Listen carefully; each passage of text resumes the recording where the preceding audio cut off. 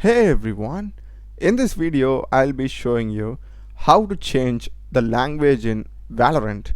So let's get started.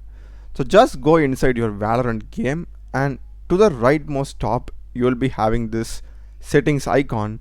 Click that and click on settings option over here. And in settings, click on general option at the top and you'll be having this text language under accessibility. By default it will be in English.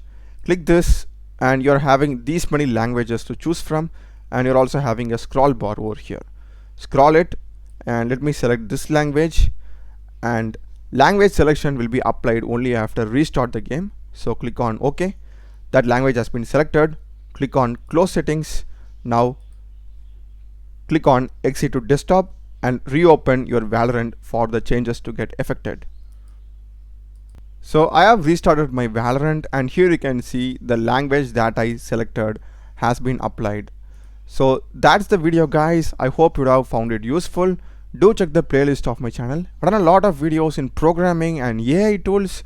Subscribe me. Thanks for watching.